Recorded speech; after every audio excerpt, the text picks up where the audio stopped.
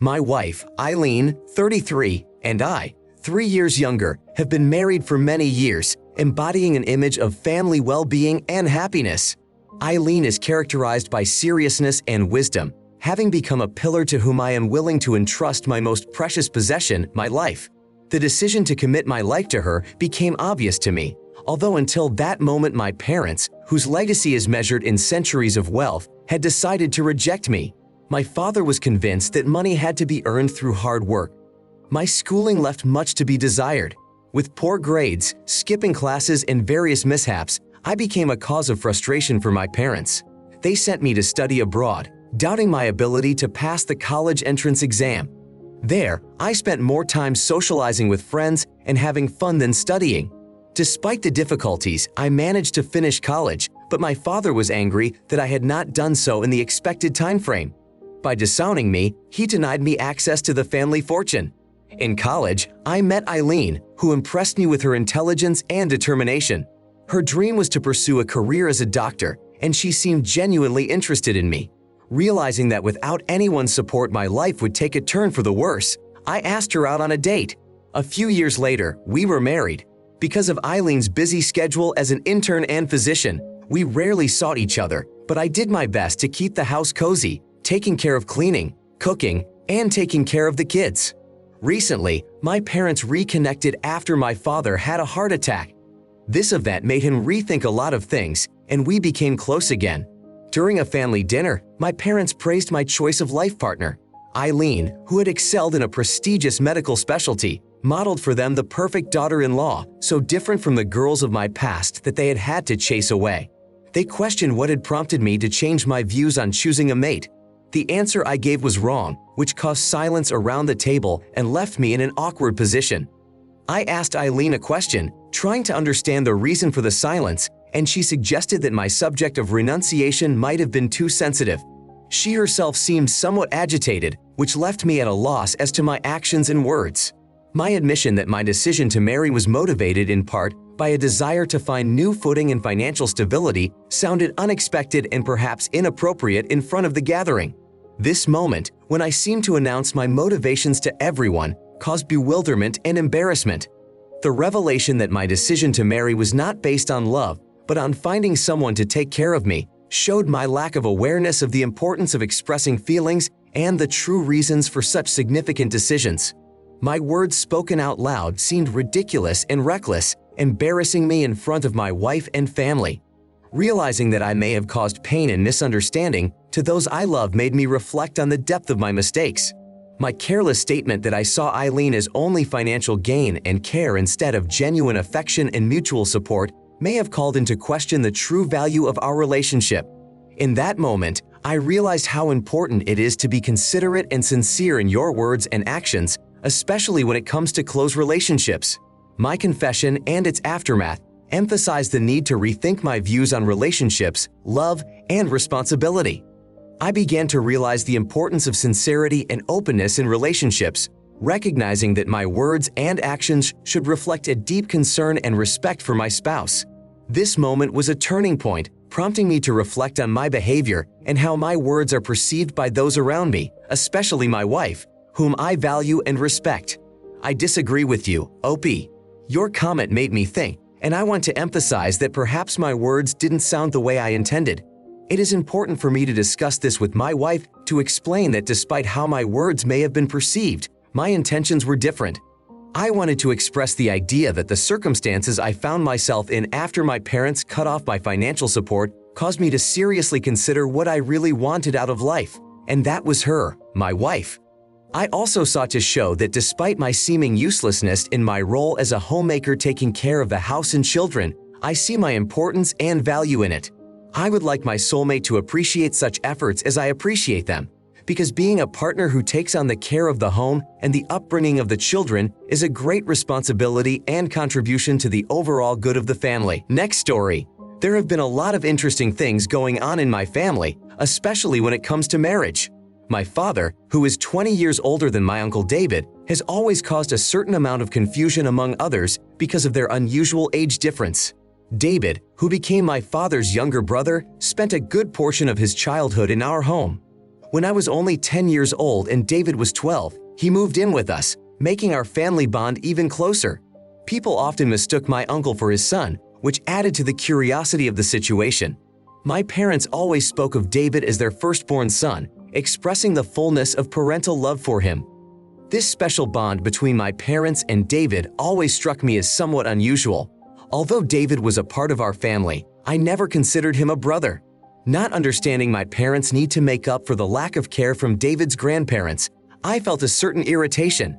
As a child, I had often heard that David had nothing, while I had everything and should be grateful for it. This was compounded by the fact that I, effectively left without the opportunity to be an only child, became his little sister, despite the fact that no one asked for my opinion. These days, David has a family of his own, is married, and has a daughter, Aria.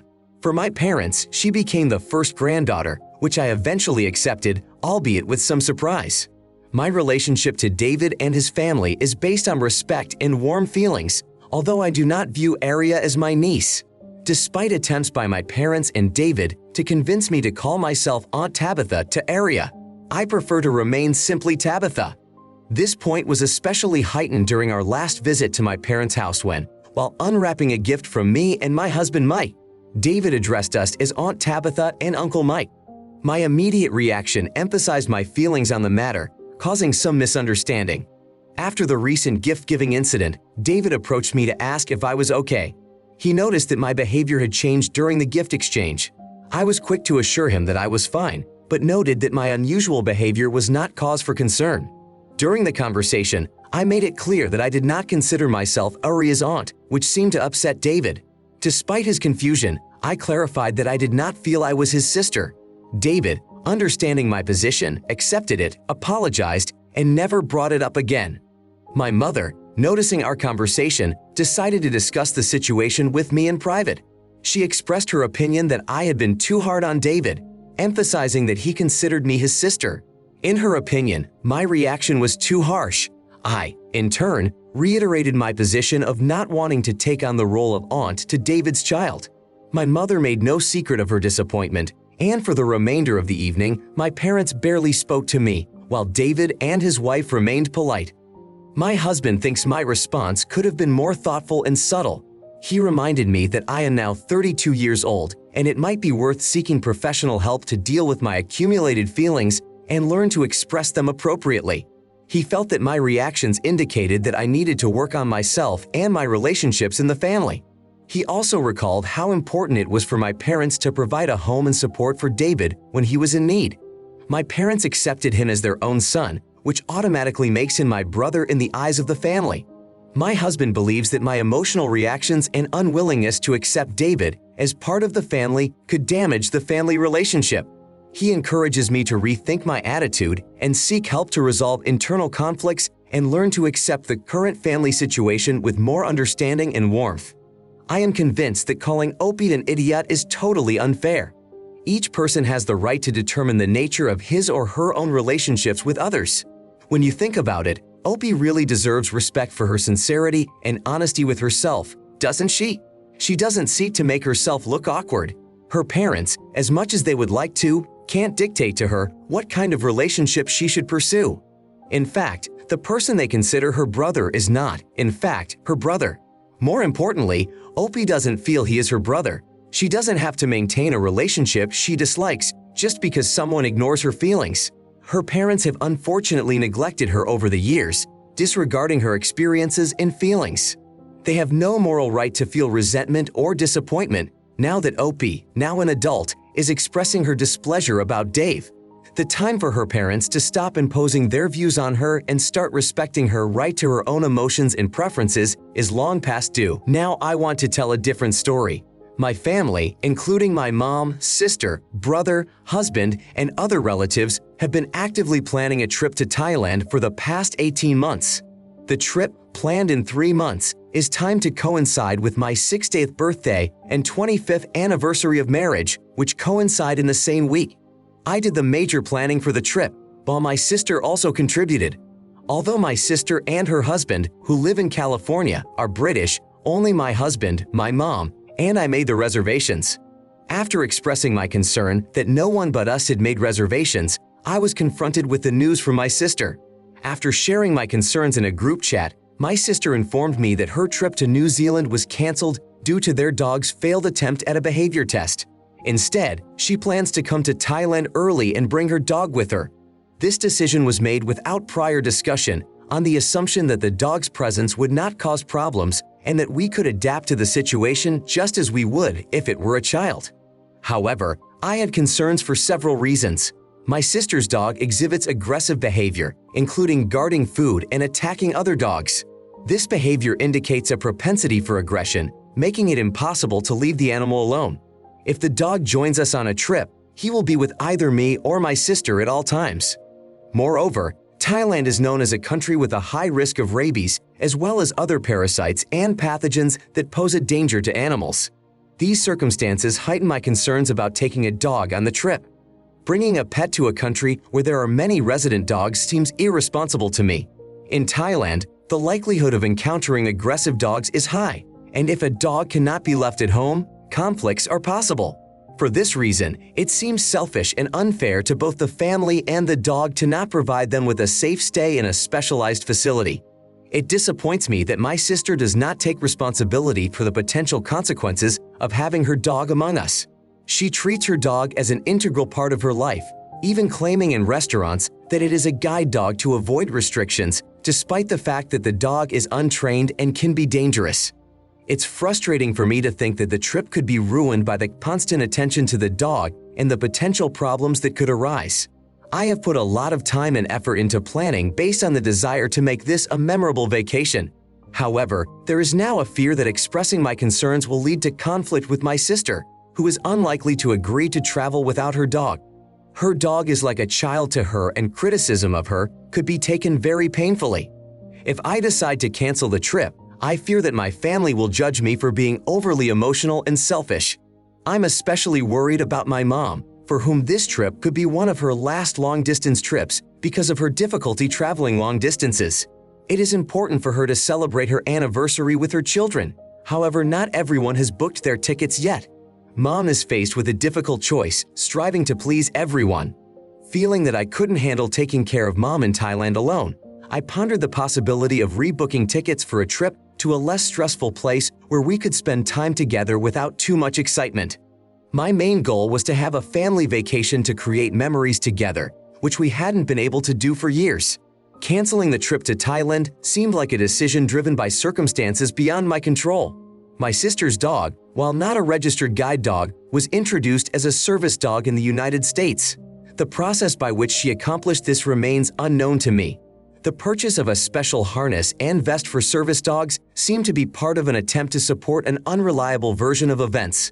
This action not only raises doubts about her bona fides, but also disadvantages those who do rely on the assistance of real service dogs. With every case like this where someone claims their untrained dog is a service dog, it becomes more and more difficult to have confidence in those who really need such animals.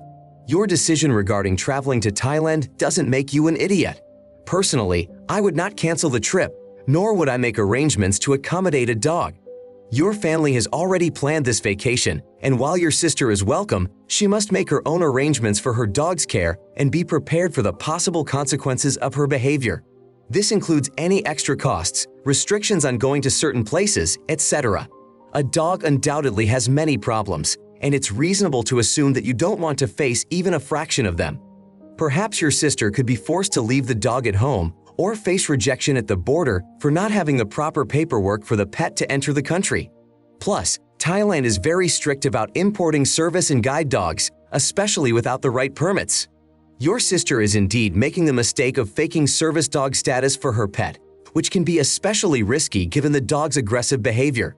It may be helpful to remind her that law enforcement in Thailand is different than in the US, and they can take harsh action against dangerous animals, including putting them to sleep. If an incident occurs, your sister could face serious charges. My next story. My husband's sister's wedding is next month. I am currently in the first and second trimesters of my pregnancy. My in-laws have come to visit my husband and me. I have been hospitalized twice recently due to threatened miscarriage. Fortunately, the baby and I are fine now, but the doctors insisted on bed rest. My mother-in-law offered to stay with us until our wedding day. It was planned that we would go to their home for the wedding. However, a month before the celebration, my mother-in-law would not be able to do the preparations. To be clear, she will not miss the wedding and is even preparing the wedding cake. Anyway, she has decided to stay with me for 2 weeks. I haven't given my consent yet, but apparently she has already informed the bride. The bride expressed her desire to have my mother-in-law at home, but also noted that if my health is in danger, she will feel more comfortable knowing that my mother-in-law is staying with me. The bride is willing to handle the rest of the arrangements herself. The groom, however, took a different view of the situation. He has written to me claiming that I am exaggerating the problem, am too young for bed rest, and that my behavior could disrupt their wedding. He feels that I shouldn't need extra care because of the pregnancy. This makes me feel guilty considering my mother-in-law played a key role in organizing the wedding. I'm beginning to think that I could have just accepted the situation and faced the possible consequences. I wouldn't want the wedding to bring negative emotions because of me or even lead to an aggravation in the bride's family in the last stage of her unmarried life. I feel like I'm being unreasonable. It's not your fault at all, and there's no need to justify yourself to anyone. The fact that you are following your doctor's recommendations and taking care of your health and the health of your unborn child is absolutely the right thing to do. If someone feels bad about it, the problem is their perception, not your behavior. If I were in the bride's shoes, I would seriously consider whether to commit my life to a man who reacts this way in a situation like this. The groom doesn't seem to have enough medical and pregnancy experience to appreciate the seriousness of the situation and is too focused on the details of the wedding ceremony. Your mother-in-law, while willing to help, can't always be there to take care of all the little details. The groom should have shown more understanding and stopped making unfounded claims. He does not have a medical degree, although he may have some other doctorate, but that does not give him the right to judge the medical aspects of your condition. My advice is not to let the law or your fiancé dictate what you do, especially when it comes to your child's health. Your primary concern right now is your own well-being and the well-being of your future child. I wonder why your spouse doesn't intervene in the situation to protect you from the inappropriate comments of his sister's fiancé.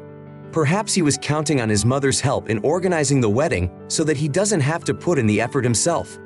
Update: recent events caused my husband's displeasure after he saw the correspondence on my phone, and I believe showed the messages to his mother. My mother-in-law came into the room looking angry, but she was very apologetic and promised to look into what had happened. A discussion with my sister and brother-in-law is expected to take place when the time difference allows. Let's hope for a positive resolution to the situation.